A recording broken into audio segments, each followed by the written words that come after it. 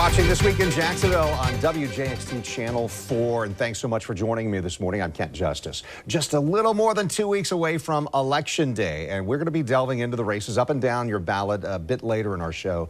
First, some major developments in the past week in a legal battle leading up to Jacksonville City elections next year. Those will be in the spring of 2023. Every 10 years, the Jacksonville City Council is required by law to draw a new map of the council districts and Duval County School Board districts.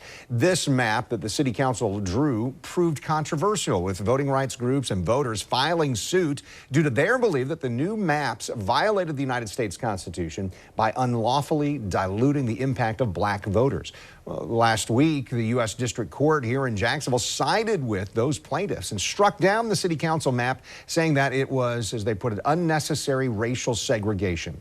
Right, joining me now for our regular Hand on Government segment, Chris Hand, a local government law attorney, is former chief of staff for the city of Jacksonville. Chris, what was really the concern here, and then what happens next with these maps? Well, Ken, just to remind everybody about the process, because of course there's been a lot of discussion and controversy about the redrawing of the congressional maps, which takes place out of Tallahassee at the state legislature. But this is a local matter. Every 10 years, the Jacksonville City Council is required to redraw the maps for the 14 individual council districts. Of course, there's also 5 at-large districts. And those impact not only the City Council, but also the Duval County School Board, because each Duval County School Board district is comprised of 2 City Council districts. So it's actually a process that affects a couple of different bodies. As you say, the City Council went through this process earlier this year. There were a lot of questions, a lot of controversy about that process, a lot of public dissent during the process, but the council passed the maps. They went to the federal court because some voting rights groups and some voting advocates sued the city, claiming that it violated the Voting Rights Act. And again, recently, the court decided that the maps were not valid. And there were a couple of reasons for that, Kent.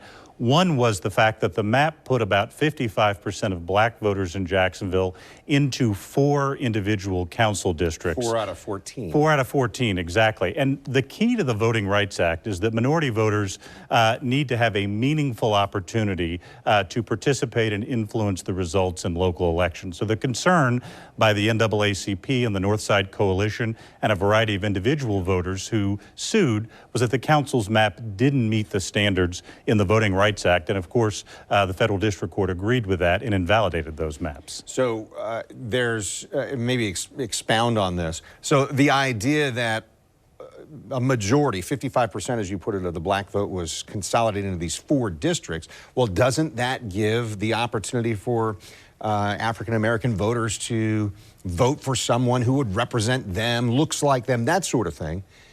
I understand that, but if you put it all in there, then that dilutes the power of their vote as well, right? Well, it just also impacts the ability to influence the vote in those other 10 council districts, as you said earlier. And that was the concern on the part of the voting rights organizations and individuals who brought this lawsuit.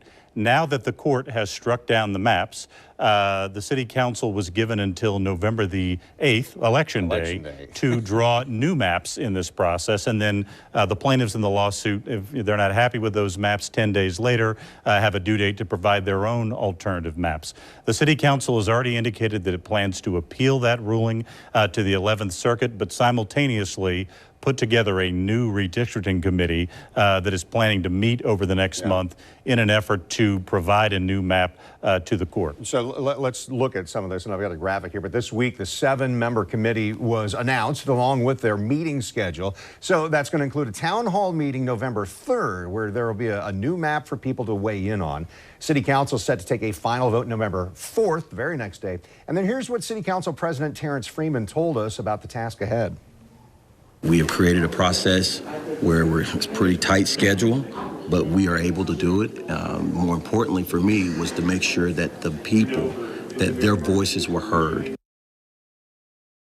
Chris Hand, city elections next March and May. Will this be resolved in time for that? It seems like that's an aggressive timeline to try and do it in just the next couple weeks. Well, I think that's the plan, to have a finished map in time so that candidates for city office can qualify either by petition or by the normal filing fee process.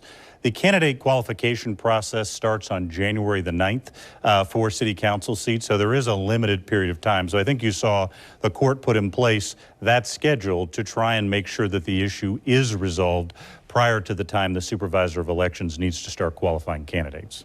In your view, is it typical for local government like this to have essentially the city council members are drawing their own districts? Well, that was a matter of some controversy during this process, Kent, because early on in the redrawing process, multiple council members were very vocal about the fact that their number one priority was to protect incumbency in the matter. Because, I mean, that obviously elicited some public comment, and I think is why you've seen other cities in Florida go to more of a citizen-involved or independent redistricting process. So, for example, you take places like the city of Orlando or the city of St. Petersburg or the city of Tampa. They tend to have commissions involved that involve citizens as well as elected officials involved in the process to make sure there is meaningful citizen input in the drawing of districts of elected officials who will represent them going forward. So there are certainly other Florida cities that do it in a different way, a way that makes sure citizen input is part of the process. And what we didn't say, but really it seems like there's a conflict of interest there if I'm going to redraw maps that I'm directly associated with. I think that's always been a concern about having elected officials draw new maps every 10 years. And that's why some, not just cities, but states around the country have gone to a more independent redistricting commission or citizen-involved redistricting commission model. That way citizens are directly engaged in the process, and it lessens some of those conflict concerns. And that's a topic that I know is you're passionate about, even writing a book, co-authoring a book about that, how citizens engage in their local government, right? Well, and this is actually a case where citizens did engage.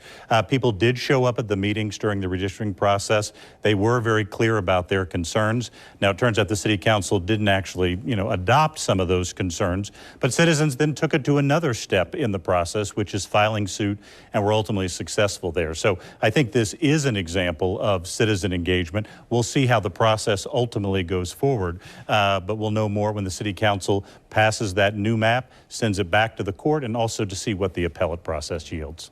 Thank you. So we are going to turn from 2023 back to this year in the 2022 elections. Chris is staying with us as we look ahead to November 8th. That's next on This Week in Jacksonville. Don't go anywhere.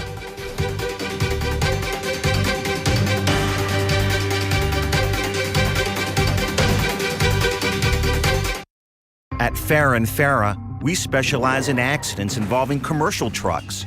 Call for a free consultation. And if we don't win, you don't pay. Practice random jacks of kindness. Sign the pledge on PositivelyJacks.com. Day or night, your loved ones show up for you. At HCA Florida Healthcare, we do too. Because you're the center of our family, Florida's largest healthcare family. And you'll feel it in everything we do. HCA Florida Healthcare. We show up for you. At Navy Federal Credit Union, it all starts with members like you. Because we were founded as a not-for-profit with a mission dedicated to your well-being, with everyday banking tools and loans, all backed by 24/7 support. The kind of support that comes from being a proud partner within your community. Because when you're a member, it all starts and ends with you. Navy Federal Credit Union. Our members are the mission. Grand Canyon University, a Christian university, is one of the largest and fastest growing universities in the country, offering over 250 engaging programs online. Praised for its culture of community, students engage with faculty and connect with counselors who take a personalized approach for your success. GCU's online students received over $144 million in scholarships in 2021. Visit gcu.edu/myoffer to see the scholarships you qualify for. Find your purpose at Grand Canyon University. The new Florida 300 times the cash offers 28 prizes of $1 million or more. Get your hands on one-of-a-kind winnings. Only from the Florida Lottery. We hear a lot from clients who've been in a car collision. This should have been simple. I'm not one of those people who files lawsuits. I've been paying money to an insurance company for a time just like this, and I'm hurt. And I thought my insurance company would take care of me. Unfortunately, it's not that simple. But we will make it easier. It's what we're here for. Carol and Harold, 251-1111. Don't settle for less than you deserve. In every election, your voice matters. And News4Jax is making sure you are heard. What's important to you? Voters I talked to did understand. We'll take your questions directly to the candidates, holding them accountable and putting their answers through the Trust Index. And giving you an easy-to-use voter's guide with all the local races that matter to you. Vote. Vote. Vote. Vote 2022. Your voice matters.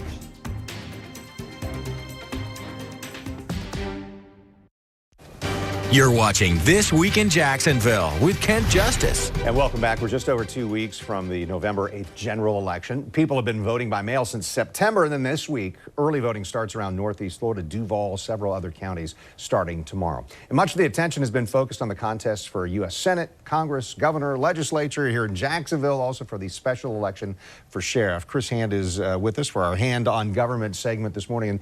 And I mean, you've been part of numerous campaigns. You'll be with us here on election night as we provide coverage for our viewers as well. In your opinion, which of these races is maybe the most hotly contested? Well, I think there's going to be 3 to keep an eye on. Actually, 2 in Florida and 1 in the state of Georgia, which, of course, part of that state is in the WJXT viewing area. I think the top 2 are races for the United States Senate in both Florida and Georgia. The contest between incumbent Senator Marco Rubio and challenger Congresswoman Val Demings has been the closest of the statewide contests in polling. They obviously had their first debate recently, but that is one that people expect not to really have a good sense of where that might go until election night. Senator Rubio has a small lead in the polls, but again, one that's very closely contested, and maybe even more contested in the state of Georgia between incumbent Raphael Warnock and challenger Herschel Walker. That's been a very tight contest that, again, people in this viewing area are participating in because WJXT covers 6 Georgia counties. And then at the local level, the sheriff's contest between TK Waters and Lakeisha Burton. Duval has become a very competitive county in November. That is also likely to be a closely contested election. And you mentioned Herschel Walker and Raphael Warnock. That's something that, I don't know, even 6 months ago, people would have seen that would have been possible. Of course, Warnock became a senator elected 2 years ago. That was a special election, as I recall, and to fill another term, but a first-time Democrat had been elected that position in a while. Why is it so close here with Herschel Walker, who hasn't run for office, served in office before, just has this big name as a former football star in Georgia? Well, Georgia is, I think, right now, in a way that Florida maybe used to be, Georgia has become the quintessential swing state. It's obviously a state that in 2020, Joe Biden won in the presidential election. As you say, they elected 2 Democratic senators, Raphael Warnock and John Ossoff, for the first time in a number of years there in the state. So Georgia's become a swing state. I think there's always been an expectation that the Georgia Senate race was going to be very closely contested in 2022, and that has proven to be the case. So I think that's one that will really go down to election night before we have a sense of who's going to be representing Georgia for the next 6 years in the United States Senate. So Marco Rubio, 2 terms, 2 6-year terms so far, representing Florida in the U.S. Senate.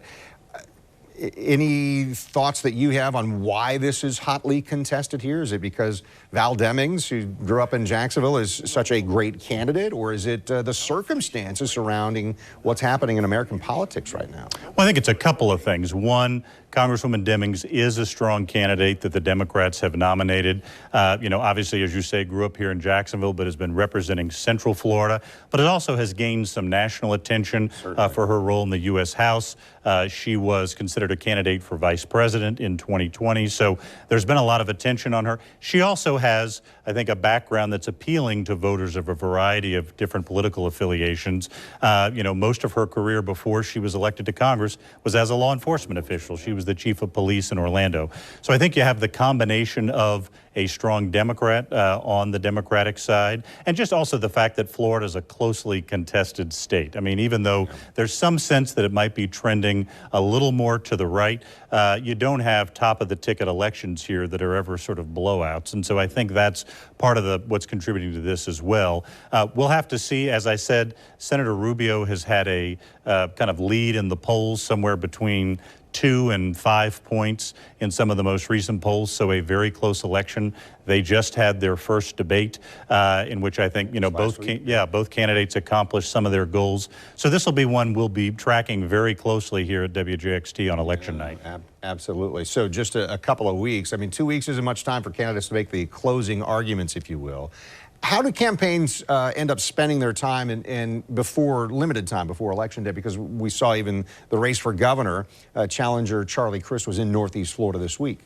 Well, they can spend it doing a variety of things. There are two keys to any election, and that's persuasion, trying to persuade voters to support you, and then turnout, trying to make sure those voters who do support you or are going to support you actually get to the polls. I think there's probably a blend of that going on in these final 2 weeks, particularly weighted toward the turnout model. And I think that also explains some of what the Crist campaign is doing right now. The rally they had in Jacksonville late last week involved the chairman of the Democratic National Committee and Charlie Crist's primary rival, Nikki Fried. Former President Obama just put out a video in favor of Governor Crist, and President Biden has been doing fundraising for him. So that all suggests what the Crist campaign's focus is Democratic turnout, trying to get Democratic voters to the polls. But that turnout issue is really important. Look, here in Northeast Florida, nearly 60,000 people have already voted by mail at this point. People are going to start voting this week through early voting, and then, of course, have the opportunity to vote at the polls on Election Day. So now is a time where you want to make sure voters are getting out to the polls if you are a campaign. I want to go back to the Senate race in Florida for just a moment. We saw Marco Rubio, Val Demings. They faced off in a debate Tuesday night. It was West Palm. Do you think it changes the state of the race and what those candidates, you said a moment ago, they both accomplished some of what they were trying to do? Yeah, and again, we'll see this. We'll see whether there's polling that suggests there's been a change. Sometimes there can be, but in this case, I think both candidates probably accomplished some of what they were hoping to accomplish out of the debates. In the case of Senator Rubio, one of the criticisms of him by the Demings campaign and others has been sort of questioning whether he still has an interest in the job. Is he engaged? Does he still really want to do it? Well, I think one of his imperatives in that debate was to seem energized and engaged, and I think he accomplished that goal. Again, there was a lot of back and forth, but Senator Rubio certainly seemed like he was interested in returning to Washington. In the case of Congresswoman Demings, it's an opportunity to introduce herself and her leadership skills to a statewide audience, which she hasn't had as much opportunity to do as her opponent because he's been running for statewide office for the last decade. So again, I think she also accomplished that goal. If you were watching the debate, I think you came away with a pretty good sense of who Val Demings is and what she believes in. So in the sense that both candidates accomplished some of their goals, that in itself is probably not likely to be a game changer on the results, but gives voters some additional information about how they might base their vote, either on early voting or on Election Day. Before we end this segment, let's talk about that other race you said was really important, the run for sheriff in Jacksonville. Lakeisha Burton, TK Waters there on a runoff. What do they have to do to earn votes, to persuade people right now? Well, it's an interesting contest in that TK Waters has attracted a support from a lot of Republican elected officials here in town, including strong support from the governor. Lakeisha Burton has built sort of a bipartisan coalition, a lot of Democratic support, but also some prominent Republicans have joined her campaign. Like is always the case in local election, I think the key comes down to three letters, NPA, no party affiliation voters. That will be the balance that decides who the next Duval County sheriff is, which campaign is better able to appeal to those NPA voters and persuade them that their candidate should be the next sheriff. That's what I'll be tracking on election night. How are those NPA voters breaking, not just around the state, but especially here in Jacksonville? With an office like the top law enforcement official in your community, is it less important to be assigned a party affiliation, a Democrat, Republican, what have you? Well, I'm not sure if it's less or more important. That's the case in Florida, that people running for sheriff have the title, have the D or R after their last name. I think what is really important is for the candidates to be able to share what their vision for the sheriff's office is, particularly here in Jacksonville, where crime has been such a chronic problem. voters want to hear solutions. And I think particularly those NPA voters that I mentioned that don't have a party affiliation one way or the other, I think what they're looking for is a sense of confidence that the next sheriff is going to help resolve this longstanding crime problem. Yet another reason that NPA voters are the key to the Duval County Sheriff's race. You would think those voters are listening closely to what those possible solutions would be. Hey, coming up, we're taking a look a little further down the ballot, breaking down the proposed amendments to the Florida Constitution and the impact they could have. That's next on This Week in Jacksonville.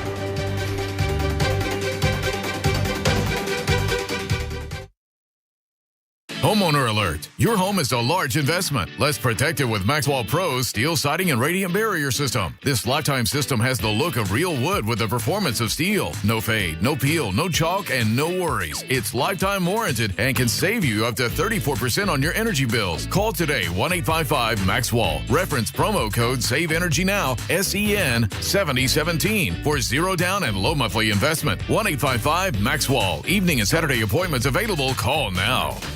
What's it like having Xfinity Internet with supersonic Wi-Fi? It's fast, like beyond gig speed fast. With 3 times the bandwidth and the power to connect hundreds of devices at once. Get the Xfinity Supersonic Bundle with unlimited gig speed internet, Wi-Fi equipment included, and a free 4K streaming box, all for just $50 a month with a 2-year internet rate guarantee and no annual contract when you add Xfinity Mobile. Switch today.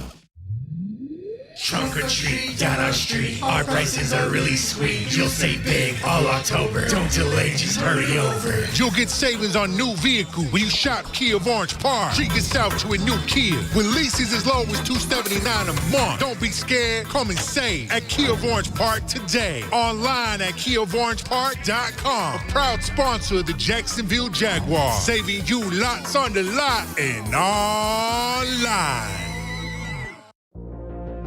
While TK Waters has led the violent crime unit at the JSO, he spent $500 million and violent crime went up 19%. But I'm telling you, we're going in the right direction. And Jacksonville continues to be the murder capital of Florida. Now, murders are going to happen.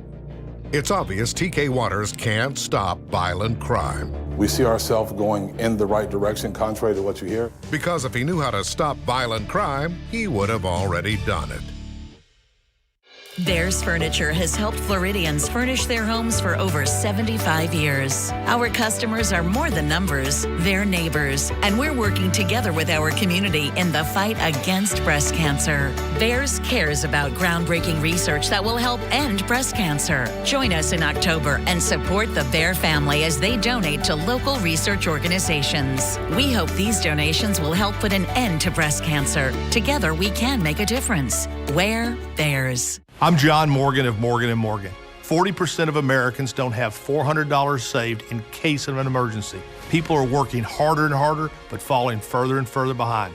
That's why at our firm, our fee is free. You don't pay us anything unless we win your case. When you're injured in an accident or hurt on the job, choosing a lawyer will be the most important decision you'll have to make. For the people isn't just a slogan. It's what we do. It's who we are. Morgan & Morgan, forthepeople.com. You're watching This Week in Jacksonville on Channel 4. Thanks for staying with us on this Sunday morning. Government law attorney Chris Hand is here with us as we take a look at some of the choices that voters are going to focus on the ballot. They may not have been expecting, though.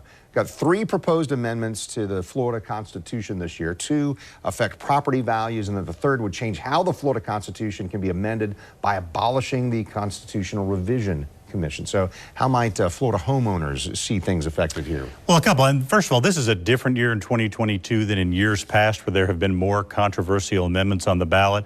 There's only 3 as opposed to a greater number in past years, but they're still important for voters to kind of understand. The 1st and 3rd amendments affect property taxes. The first one says that if you make improvements to your home to help mitigate the prospect of flooding, like if you elevate your home, obviously something that's been on a lot of people's minds in the aftermath of Hurricane Ian, then those improvements can't be counted for in the property tax valuation of your home. It's an incentive to get people to improve their homes so that they can deal with flooding. The Third Amendment says that if you are a public servant, a firefighter, a police officer, a teacher, several other types of public servants, that you would get an additional $50,000 homestead exemption on your primary home where you do live. And that's designed to help address the affordable housing crisis here in Florida, make it easier for first responders, teachers, others to purchase a home. We mentioned Amendment 1 and Amendment 3. What about Amendment 2? This would abolish the Constitutional Revision Commission, right? Kent, when the most recent Florida Constitution was adopted in 1968, it included this provision for a Constitutional Revision Commission where every 20 years the CRC meets, and it's an opportunity to put proposed amendments directly on the ballot. It's yet another way, in addition to the citizen petition process and direct placement by the legislature, for people to get constitutional amendments on the ballot for voter approval or disapproval. There was controversy about the last CRC in 2018, the way they were putting amendments on, bundling them, the different subjects. So the legislature passed a proposal this year to abolish the Constitutional Revision Commission. There's been some opposition to that on the grounds that, hey, that takes away one of our methods for amending the Florida Constitution. Voters will have the chance to decide on November the 8th. And one important factor to remember is you can't pass an amendment with just a simple majority in Florida. Exactly my next question, because you wouldn't necessarily remember, oh, last time I did that was in 2018. Yeah, so it's not 50% plus one vote, it's 60% plus one. There's a supermajority requirement to amend the Florida Constitution. Before we go, something else we're going to have on the ballot, Florida Supreme Court justices, appellate judges. Chris, this is something that, and as a government law attorney, maybe you can explain this. What's the role voters play here, and how, as a voter, do I decide that judge or that judge? Well, Kent, the way it works in Florida is voters directly elect county court judges and circuit court judges. But for appellate judges and Supreme Court judges, those individuals are selected by gubernatorial appointment. But every 6 years, they have to go before the voters in what's called a merit retention process. In other words, their name's on the ballot, and their voters are asked, do you want to retain this person in office or not? That is what is happening this year for several Supreme Court justices and also some justices in the First District Court of Appeal, which at present includes Jacksonville. Voters will have the chance to decide whether or not they want to retain those people in office. I encourage folks to use resources to learn more, whether that's the Florida Bar website, whether that's WJXT Voter Guide in the Your Voice Matters section. There are other publications that have guides to the judicial elections. An important one to know is obviously the judicial branch does have a big impact on our lives here in Florida. Yeah, and I appreciate you referencing some of those resources. Again, we do have those on our webpage as well. Thank you so much, Chris Hand, our Hand on Government segment this morning. All right, so next time we're diving into a very competitive local race. Both candidates will be with me here in studio making their case for Clay County Commissioner in District 2. We host Republican Alexandra Compare and Democrat Leroy Edwards. This Week in Jacksonville airs each Sunday morning at this time. I'm Kent Justice. Thanks for watching on air on Channel 4. You also see us on the CW17. And then you can find us online at news4jax.com or streaming on News 4 Jax Plus.